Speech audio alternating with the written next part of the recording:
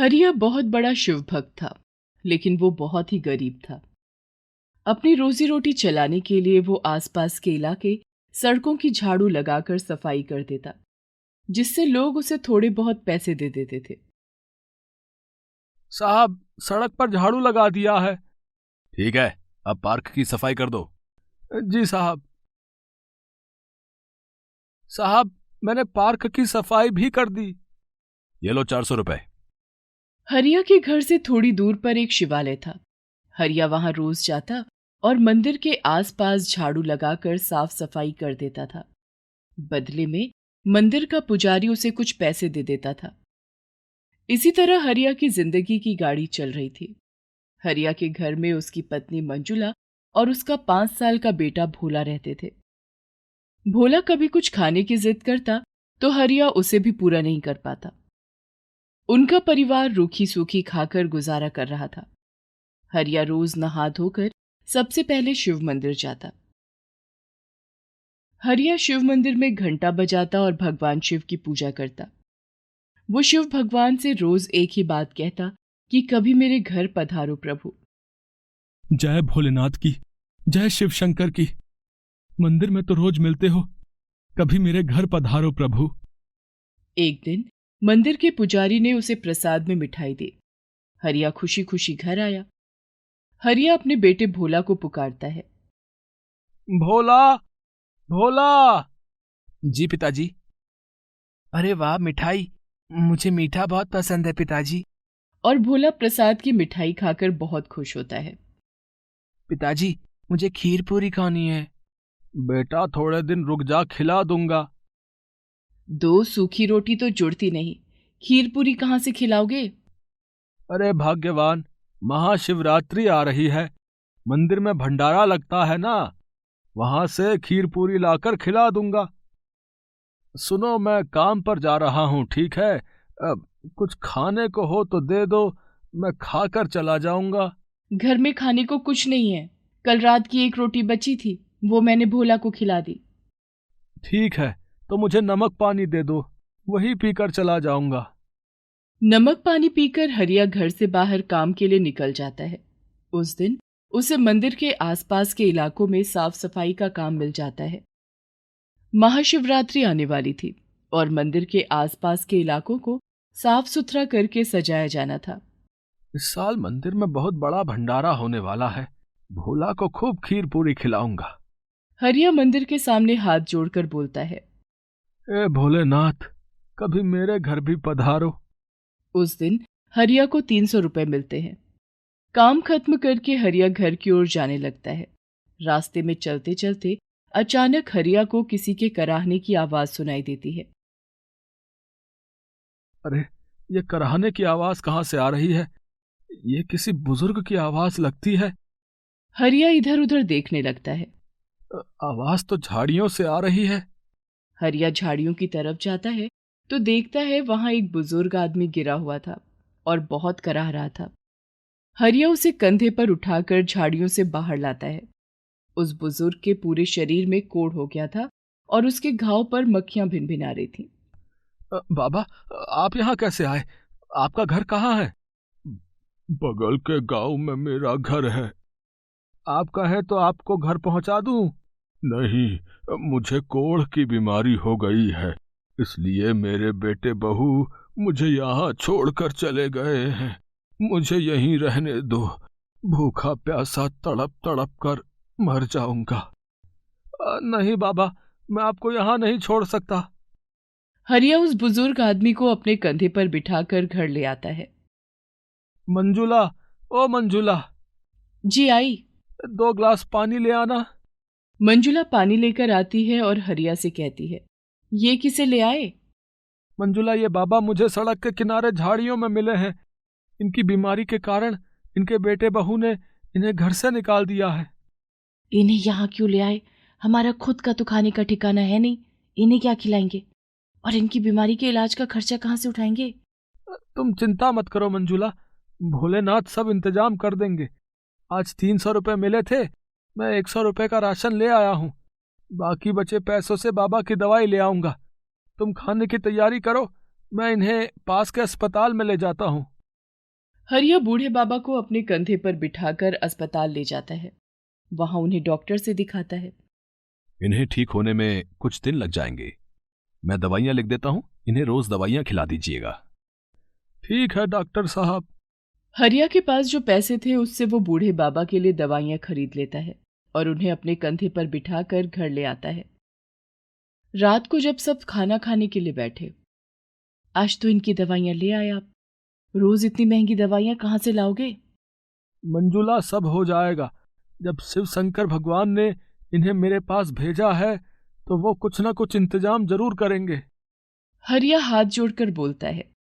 ए भोलेनाथ, कभी मेरे घर भी पधारो।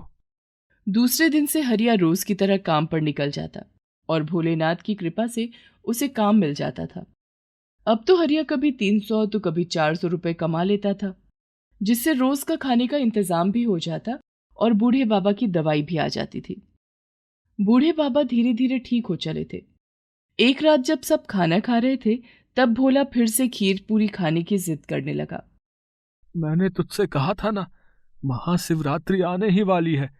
मंदिर में बहुत बड़ा भंडारा लगने वाला है। तुझे खीर पूरी जरूर खिला दूंगा।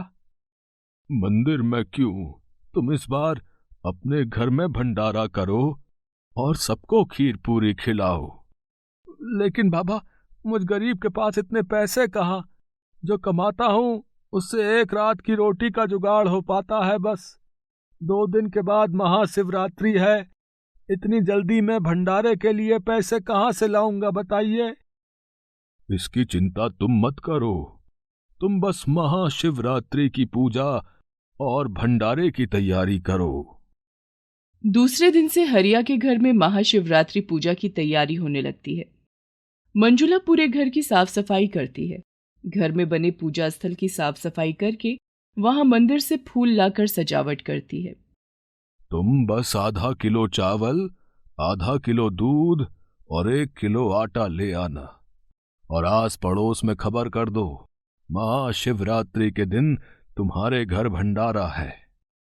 हरिया पूजा और भंडारे का सामान ले आता है। दूसरे दिन महाशिवरात्रि का त्योहार था। आधा किलो चावल और आधा किलो दूध से कितनी खीर बन पाएगी? आपने तो सभी पड़ोसियों को खबर कर दी है कि हमारे घर भंडारा है। इतने में तो हमारा ही पेट नहीं भरेगा, हम उन्हें क्या खिलाएंगे? बाबा जी ने कहा था, मैंने वैसा ही किया। अब आगे भोलेनाथ जाने। महाशिवरात्रि का दिन भी आ गया। हरिया का पूरा परिवार नहा धोकर भगवान शिव और माता पार्वती की पूजा में व्यस्त था। मंजुला ने आधा किलो चावल और आधा किलो दूध की खीर बनाई और 1 किलो आटे की पूरियां बनाई। घर के बाहर भंडारा खाने के लिए पड़ोसी आने लगे थे।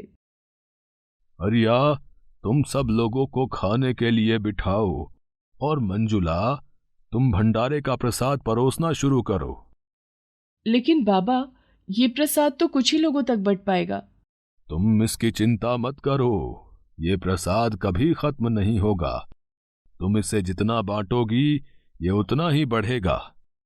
मंजुला को बूढ़े बाबा की बातों पर विश्वास नहीं हुआ, लेकिन फिर भी उसने लोगों को खीर पूरी का प्रसाद परोसना शुरू कर दिया। हरिया और मंजुला के आश्चर्य का ठिकाना न रहा। भंडारा खाने आए सभी लोगों ने प्रसाद खा लिया, लेकिन पतीले में से ना तो खीर खत्म हुई और ना ही पूरी खत्म हुई। उस दिन भोला ने भी जमकर खीर पूरी खाई। हाँ, ये कैसा चमत्कार है? मुझे तो लगता है ये बूढ़े बाबा कोई चमत्कारी बाबा है। अरे, लोगों को खिलाने के चक्कर में हम बूढ़े बाबा को तो भूल ही गए, उन्हें तो प्रसाद खिलाया ही नहीं। हरिया और मंजुला बूढ़े बाबा को प्रसाद खिलाने के लिए घर के अंदर जाते हैं, लेकिन बूढ़े बाबा घर में नहीं थे। बाबा कहीं नजर नहीं आ रहे हैं, कहीं वो हमसे नाराज होकर चले तो नहीं गए? हमने उन्हें खाने के लिए नहीं पूछा। हमसे बहुत बड़ी गलती हो गई, जाने कहाँ गए होंगे। हरिया भगवान भोलेनाथ को याद करता है और उनसे माफी मांगता है। हे भोलेनाथ, आज महाशिवरात्रि के पावन अवसर पर हमसे बहुत बड़ी गलती हो गई। एक बुजुर्ग हमारे घर से भूखा चला गया। तभी घर में एक आवाज गूंजती है। हरिया, मैं कहीं नहीं गया, मैं तो सदा तुम्हारे पास हूं। बाबा, बाबा, आप कहाँ हैं? हरिया और मंजुला घूम घूम कर देखने लगते हैं कि शायद बाबा यहीं कहीं छिपे हैं, लेकिन तभी वो आवाज फिर से आती है। हरिया, मैं भगवान शिव हूं, जिनकी तुम रोज पूजा किया करते हो। और तुम ही तो कहते थे ना कि हे भोलेनाथ, कभी पधारो मेरे घर। तो मैं बूढ़ा कोढ़ी बनकर तुम्हारे घर आया था। तुम और तुम्हारी पत्नी ने एक बूढ़े बीमार की बहुत सेवा की। मैं तुम्हारी भक्ति से बहुत प्रसन्न हूं। मैं तुम्हें आशीर्वाद देता हूं कि तुम्हारे सारे दुख दूर हो जाएंगे, तुम्हारे दिन बदल जाएंगे और तुम बहुत धनवान हो जाओगे। लेकिन कभी भी गरीब और जरूरतमंदों की मदद करना मत छोड़ना। अपने मन में हमेशा दूसरों के लिए दया भाव रखना। हरिया और मंजुला सिर झुकाकर बाबा भोलेनाथ को प्रणाम करते हैं और उनकी आंखों से भक्ति के आंसू छलक आए थे। बाहर प्रसाद खा रहे सभी लोग खाने की बहुत तारीफ कर रहे थे।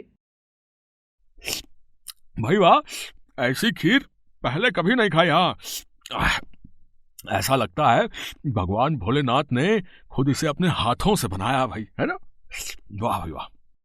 भोलेनाथ की असीम कृपा से हरिया और मंजुला का भंडारा सफल हो गया और दोनों की गरीबी के दिन दूर हो गए। दोनों के घर में अब किसी चीज की कोई कमी नहीं थी। दोनों भोलेनाथ की भक्ति करते और सुखी जीवन जीने लगे।